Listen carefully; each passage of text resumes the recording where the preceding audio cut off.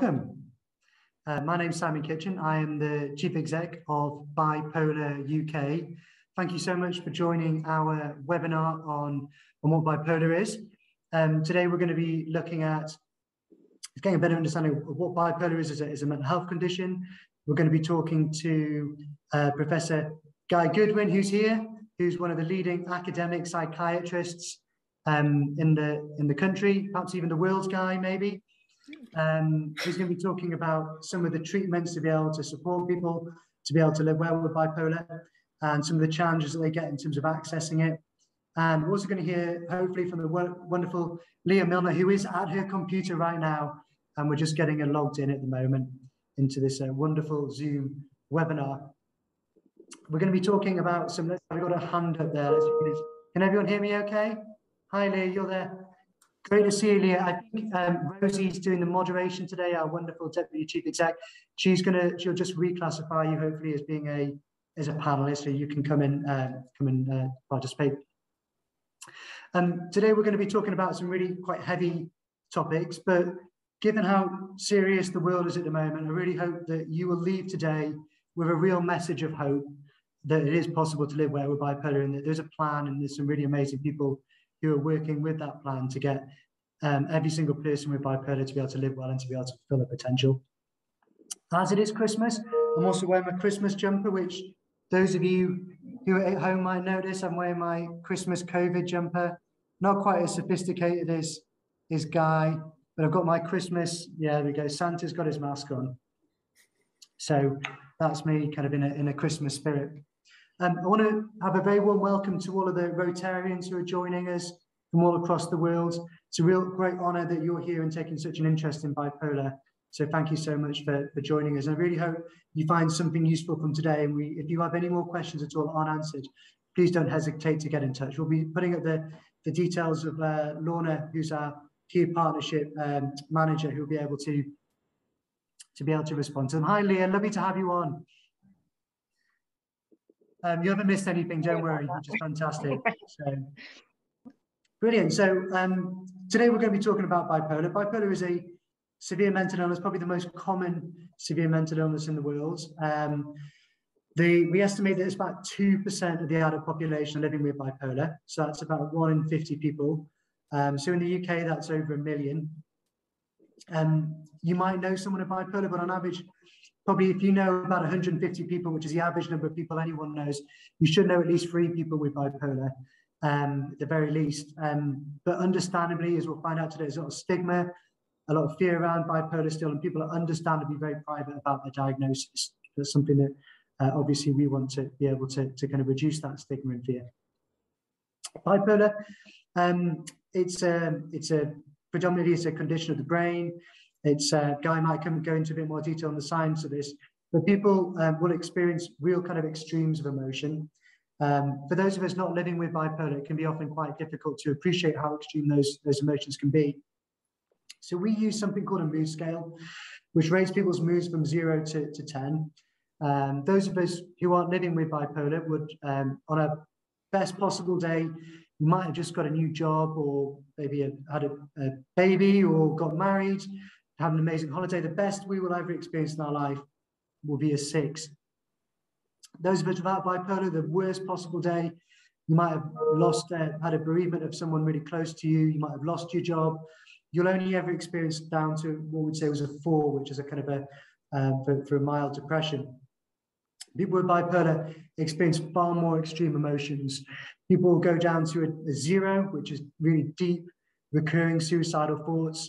If you're living with bipolar, the risk of dying by suicide increases by 20 times. Research we've done has found that at least 5% of all suicides in the UK are by people living with bipolar. Given that half the people with bipolar don't have a diagnosis, take almost 10 years to get a diagnosis, we think the true figure is probably more than twice that, potentially 10 to 12% of all suicides in the UK, which would be potentially 1 or 2 or 3 people each day, which is a horrendous figure, which we really need to do something about. The other side of that is around the mania. So people can have experience of hypomania, where people can be incredibly productive for periods. Though bipolar can be often associated with high achievement, with people with high very good academic records, really strong careers, where they can achieve a lot in a short period of time. But that hypomania can often slip over into mania, into hypermania, and then psychosis, which is really serious. And probably the manifestations of bipolar you might be more familiar with in the media through TV programs like EastEnders and Homeland.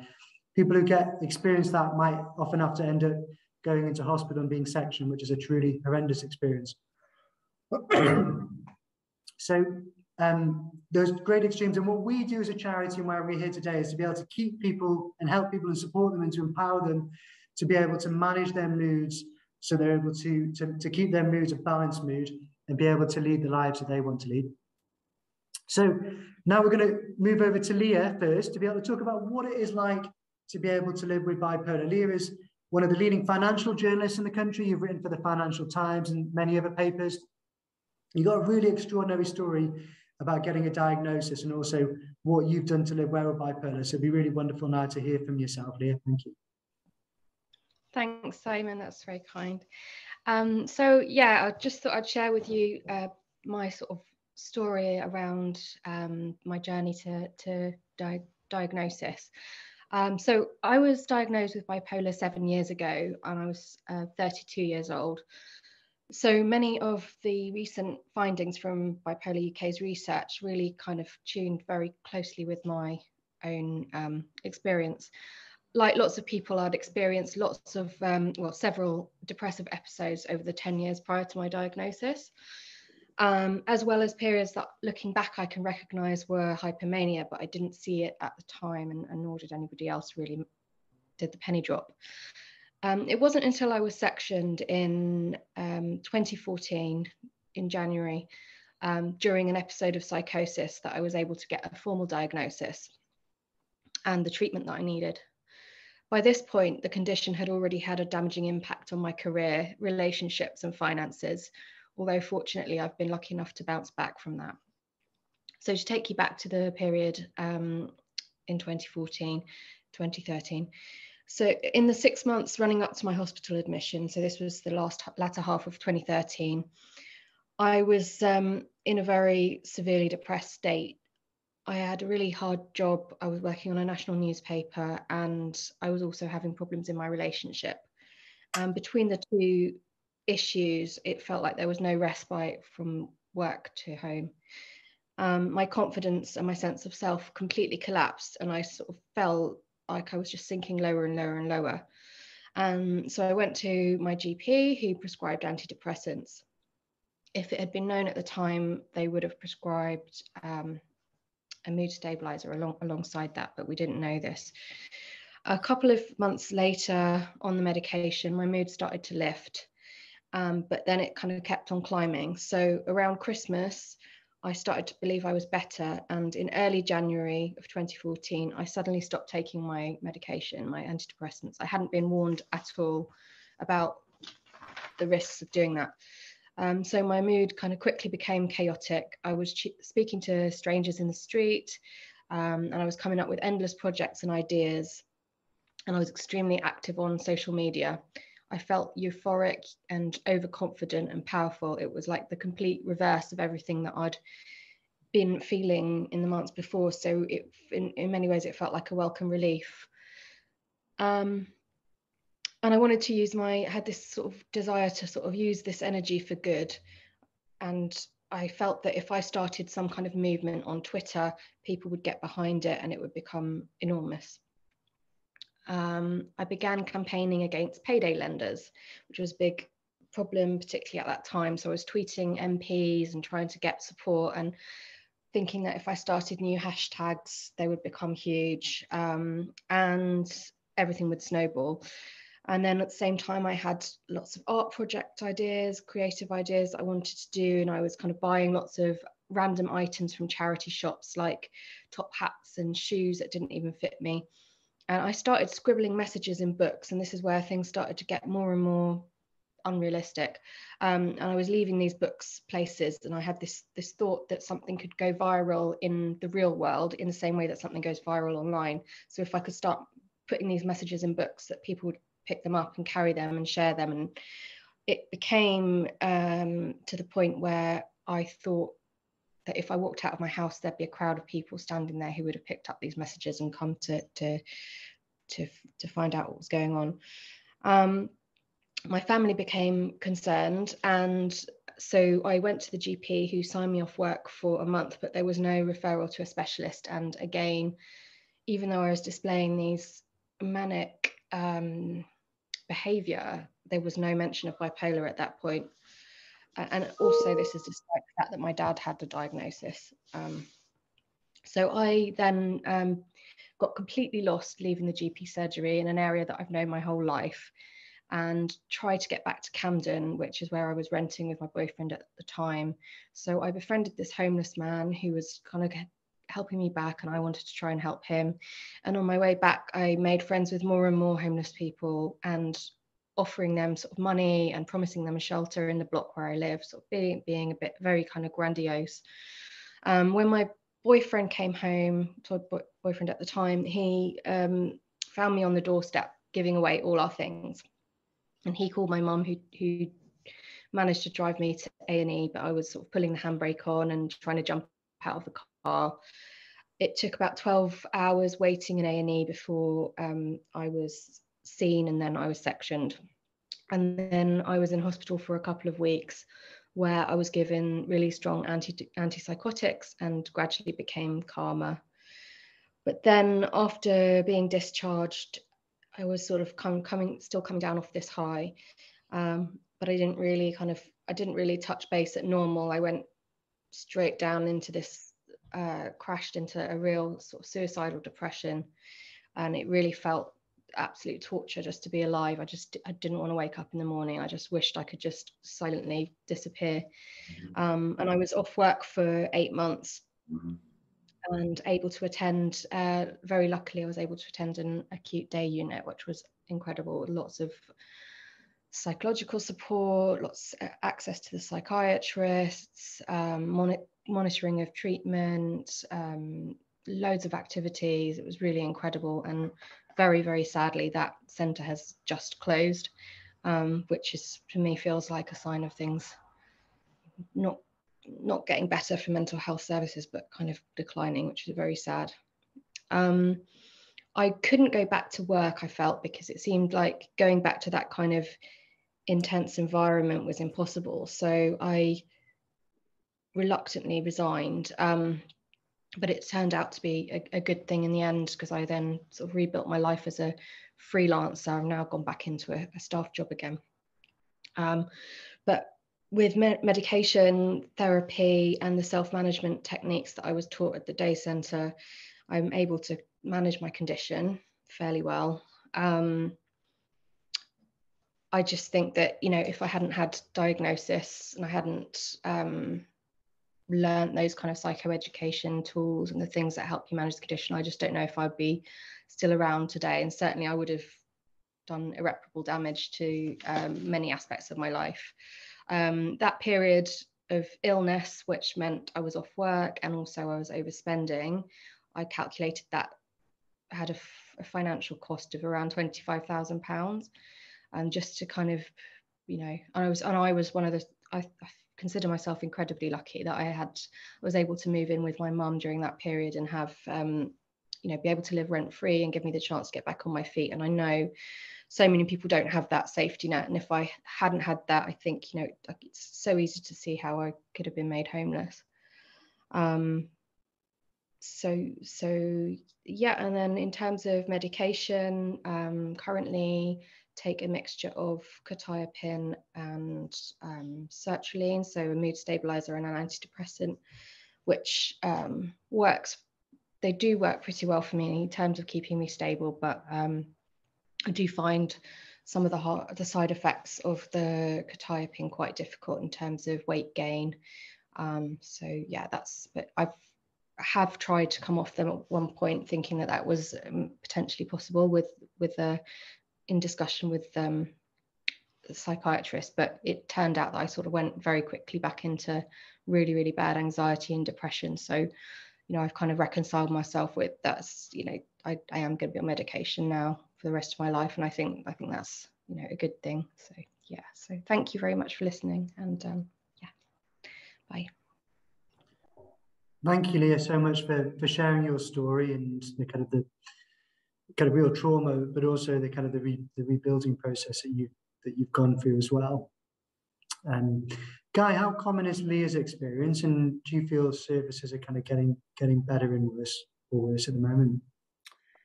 Well, I think our experience is, I mean, no one's typical.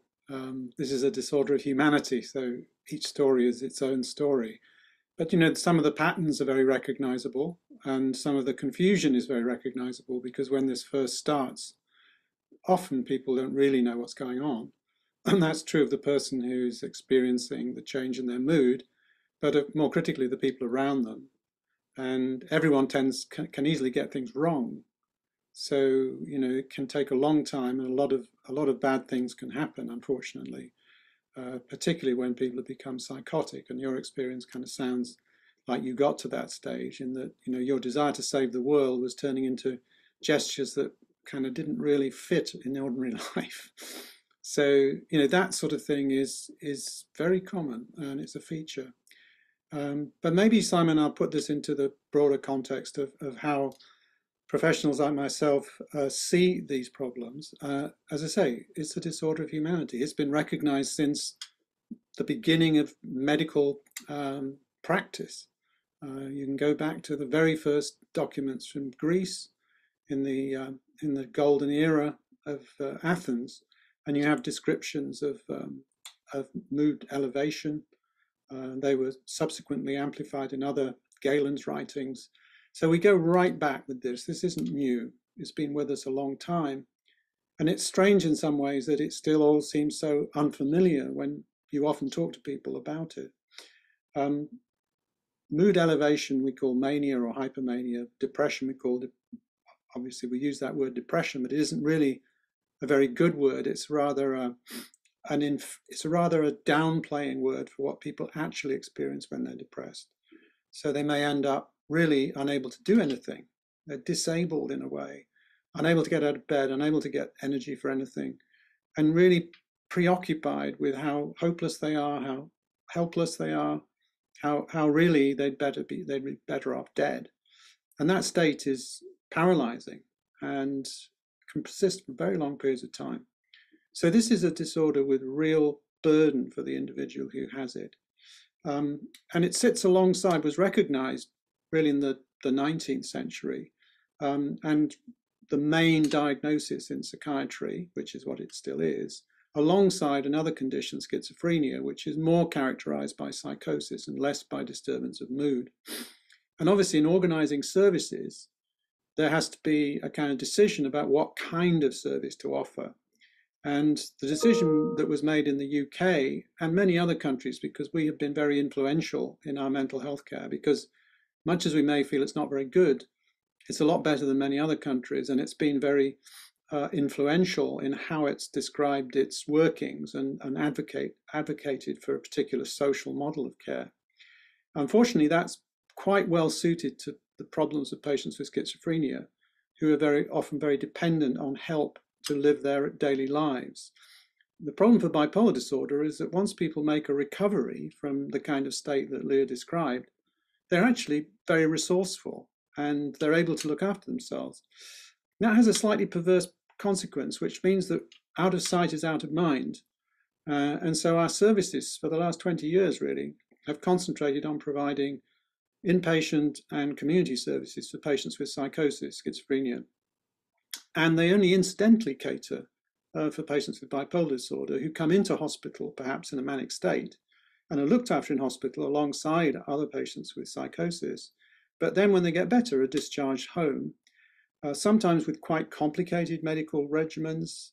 And it's then often expected that the GP will just pick this problem up and take care. And that's actually unreasonable. It's quite a specialist activity. And we've heard already that the benefits of having a day unit to reintegrate to normal life, to have the help and assistance of psychologists, occupational therapists, etc., that makes a big difference. And unfortunately, those services are not widely available, and it's much more common that the experience of patients with bipolar disorder is that they come into a very disturbed environment, be they depressed or manic, that they get better over a few weeks, and then they're often discharged before they're completely well, back to their families, back to their loved ones. And then they have the problem of putting themselves back together with not particularly specialist or expert advice.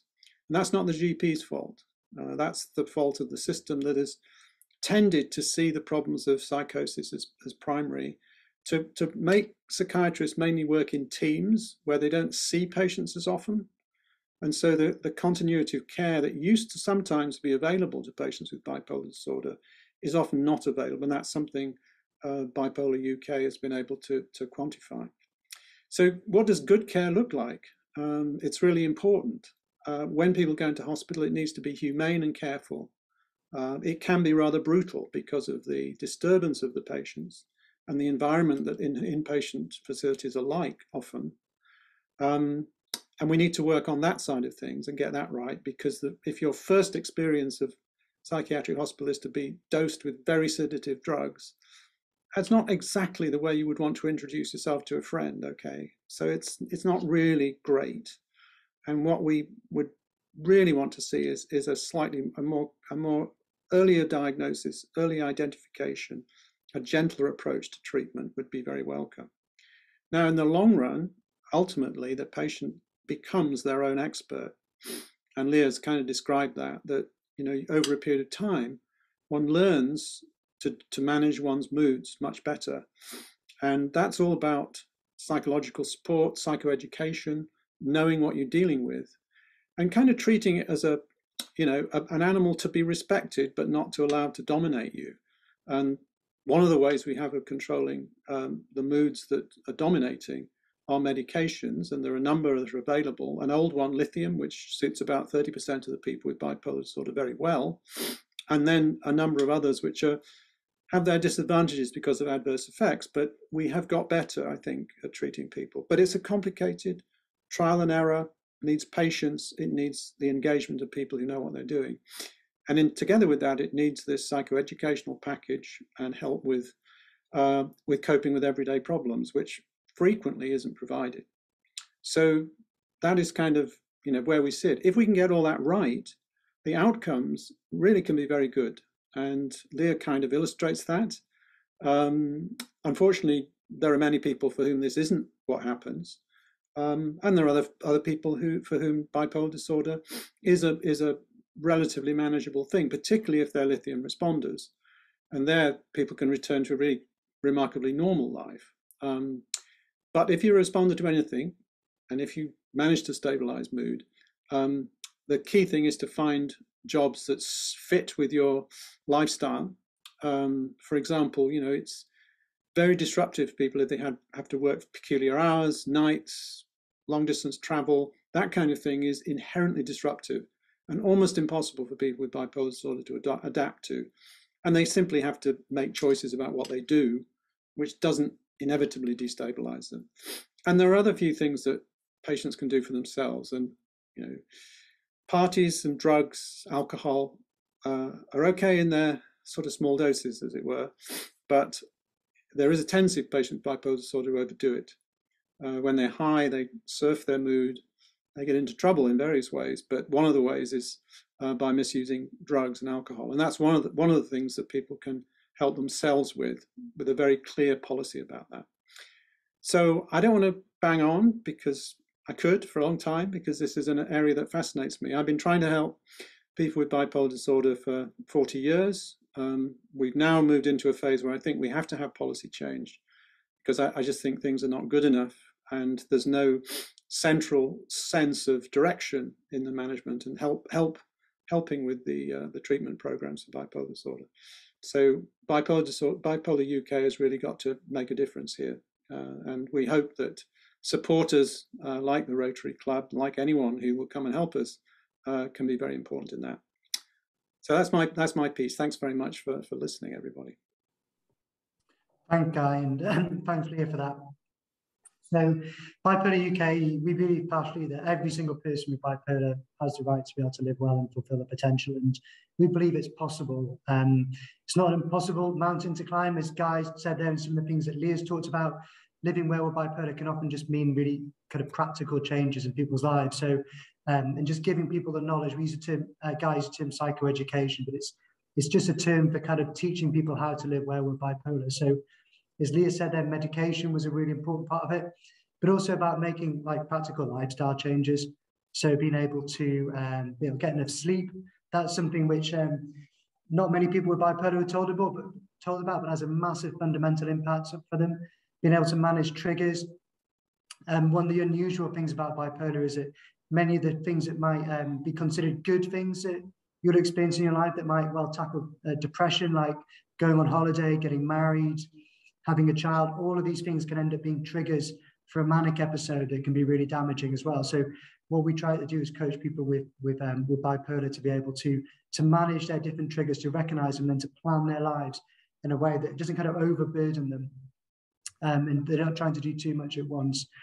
I think diagnosis is so important in that kind of education part, because so few people with bipolar actually, these things aren't necessarily obvious, and it might be that these triggers are things that all of us do in our everyday lives. And I think one of the greatest tragedies that we see as a charity is that people get diagnosed far too late, and then when they do get diagnosed, they're never told about how to manage the condition. It's a bit like someone being diagnosed with lung cancer, getting their diagnosis, and then no one saying, well, maybe you need to give up smoking. Or someone who's been given told they've got a heart condition, but never told that they need to do something about exercise or healthy eating. It's like so fundamental that people with bipolar are able to get that advice. And that's what we try to do as a charity. So we believe there's two experts in bipolar, people like Leah, who've got the lived experience, know what it's like to live with bipolar and to manage it. And then people like Guy, who are the academics, who are able to look at it on a kind of population basis and look at the actual real rigor of the data. And what we try to do is a charity to bring those two elements together and provide a really good quality advice and guidance on our website, but also importantly, peer support, so that people with bipolar are able to support each other to be able to live well and to be able to help each other. If they're going to a group, might be someone goes to a group and someone's in a high mood and someone's in a low mood, and they come together and they're able to balance their mood out, and also to be able to help each other, giving advice on how to manage their bipolar better. So we're really good to get your take on it, both on what you feel the kind of value and role of peer support is in terms of being able to help either Leah, you live well with the condition, or Guy, you've seen your patients kind of use it. So Leah, have you used peer support? Have you found it useful at all, kind of having contact with other people with bipolar? Yeah, definitely. I mean, when I mentioned the day unit, and that was very useful. I made friends through that. There was also quite a lot of group therapy sessions, and I had access to this early intervention service. I mean, I really was so lucky in terms of, the care I had, and the peer support groups through that were kind of, it was the psychoeducation that you're talking about, but it was in a group, so we could share our experiences and make connections and kind of compare and contrast really, and kind of build strategies together. That was really, really helpful. And Guy, have you seen it with any of your patients? Yeah, well, I mean, there's really good, academic evidence that getting together in groups helps, and that a particular focus on practical things, on the word coaching has been used, but in a sense, coaching each other, and giving that sort of warm vibe around, helping other people is really positive in those sorts of situations. Of course, younger people, it's often families who can do an awful lot of this kind of thing, because younger people are not free in the world to make friends outside the home really in quite the same way, and there is a lot of concern that we don't pick up, as you've heard from Simon, we don't pick up bipolar disorder early enough. So most of what we're talking about are people in their mid-20s, but often patients have had these symptoms from their teenage years and they were really never picked up, and they're often just attributed to being a difficult teenager, when in fact it may be that people are developing the first symptoms of a mood disorder at that stage. And so when, particularly if one has a family history, or if there's mood elevation particularly, which is destructive mood elevation, not just feeling great, but getting into fights mood elevation, spending money, too much money, that kind of stuff, that's very indicative of bipolar disorder, and it's something that could be picked up earlier and try to solve this conundrum of the 10-year wait for diagnosis, which is clearly destructive, and something we want to change. But remarkably stubborn in the sense that it hasn't seemed to change for quite a number of years in this country, or America, actually. Thanks, Guy, and thanks, Leah. So we've got a plan as a charity. We want to get a support group in every single community in the country. We've got an e-community that anyone can access. We've got 10,000 members on it now. We want to get to 100,000. And also we want to give people one-to-one support as well through our telephone line, so someone can call up and actually speak to someone with lived experience, either someone living with bipolar or like someone who's got a close family connection, who are obviously really affected by the condition as well. Really welcome any questions now from those of you who are attendees. So we've got Rosie's looking through the, you should be able to looking through all the comments. If you have any questions, just put your hand up and just type them into the comment section. While you're thinking about them, I think one of the things that's most frustrating, and also what I think the greatest opportunity around bipolar, is that actually a lot of the treatments and support don't actually cost a lot of money. I think it's particularly important for Rotarians who are watching right now, because Rotary is known across the world for the fact that it tackled polio, which is a really simple program around getting vaccinations out to everyone across the world, and to especially across the developing world, and had an enormous success there. And I think what we're talking about with bipolar, the types of treatments that people want, it doesn't require a huge amount of investment. We're not talking about big, expensive scanning machines. We're talking about training up people to have really good knowledge about what bipolar is and how to self-manage it. Even the medications for bipolar, they're just about all of them are, and Guy will be the expert on this, are generic, so that means they're pretty much produced at cost. So lithium's been around for about 40 or 50 years, which means that like developing countries, these aren't expensive treatments to buy, and many of them actually are produced in developing countries as well. So there's huge potential there as well, because the burden of disease is spread pretty much evenly across the world, regardless of background and ethnicity and so forth. So I think it's a really great cause in terms of where an organisation can have a really good impact in the world. Guy, would you agree with that? Hopefully you do. Yeah, I mean, you're right that most of the medications are available really for pennies per month. They're not expensive. Their use requires a little bit of expertise, but that's should be provided. And I think I'd highlight the fact that one of the only good things that's come out of this last 2 years has been the greater use of this feature that we're on now, which is Zoom. Telemedicine has really had a tremendous injection of activity. It's really started to happen, and we've overcome our inhibitions about doing it. And I think that has the potential to save people a lot of time and grief, because one can bring expertise to outlying bits of the country much more easily, potentially, if we have the will to do it. So there's considerable, I think, hope that can be done more effectively. I don't know about support groups by Zoom. You probably know more about that than I do, Simon. But again, it's actually quite serious. For travel, if it's expensive, getting into town in the dark, in the winter, all that stuff is an inhibitor to getting together with like-minded people. And Zoom, if it works for this setting, I'm not sure it does, but it offers you something different, I think. Have you used it, in fact, for your groups? Yeah, so during COVID, we moved about a third of our groups online, a third of them got set up. So it's slightly more complicated in terms of finding people who are confident using the technology. But for those that do use it, they said that it was just as effective as the actual in-person groups. That we're trying to get as a charity, we want to get the balance right. So I think in an ideal world, we would have a face-to-face group in every community, an in-person group, because this is face-to-face, isn't it?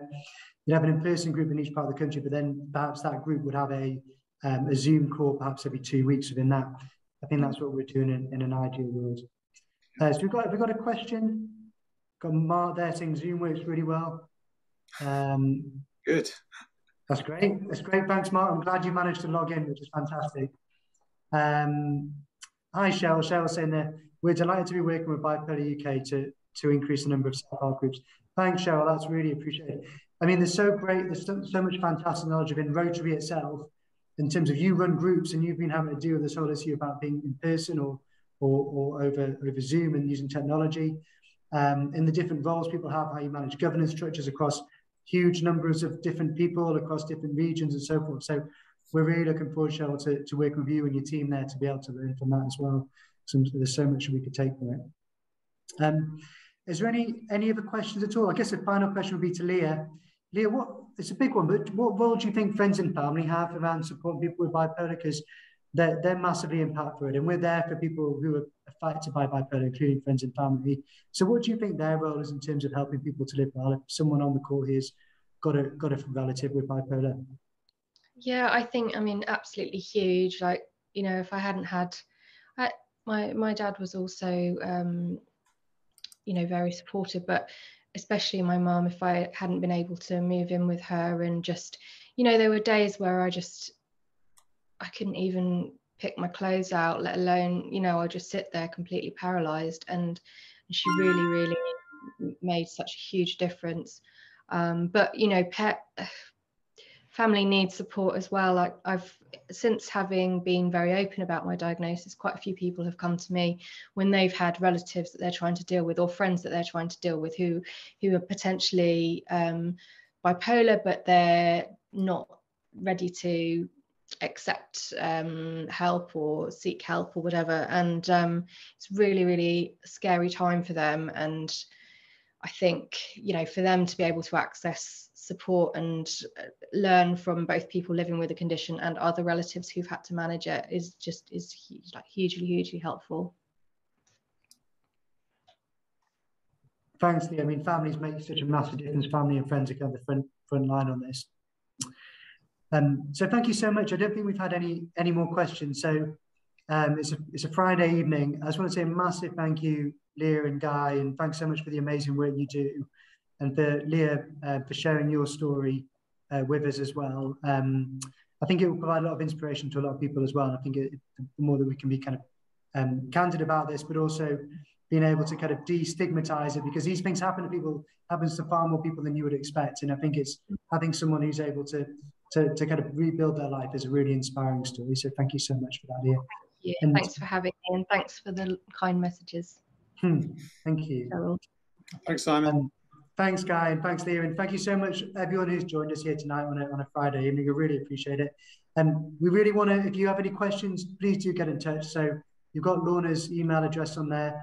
Do email it across, and would really love to work with all of you to be able to get good, excellent services and peer support for people living with bipolar. We've also made a recording of this, so we'll be making that available to anyone who wants to watch it who was unable to join us. So have a wonderful evening, and thank you so much for joining us. Thank you.